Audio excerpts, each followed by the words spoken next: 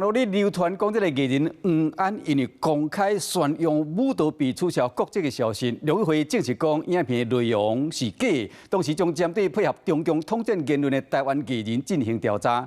针对中国国台办赞声强调讲，14亿个亲人永远是靠山。陆委会主委邱水正今日表示讲，那真正将这个台湾的艺人当作是亲人，那呢无应该要求因表达政治立场。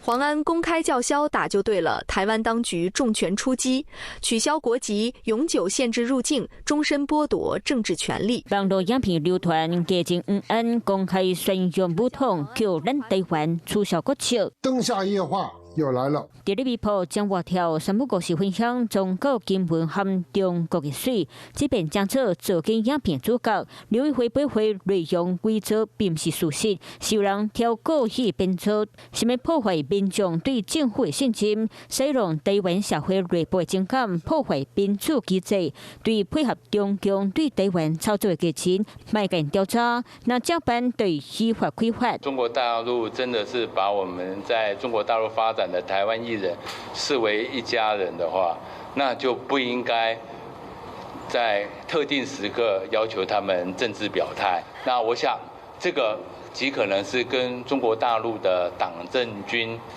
的合作行为。态度硬扁扁，无允准中共利用台湾疫情进行领地作战。国台办发言人陈炳华是反呛讲，台湾演艺人员表达的是对中华文化、两岸一家亲的认同，是真正的流露，是真的自由和权利。民进党当局挑故意挽回，看出人心内的惊吓。我们尊重国会自治，但是国会自治也不应该超越国家安全。谢谢。我们都不会超越，刚才我们就说我们的国安为优先。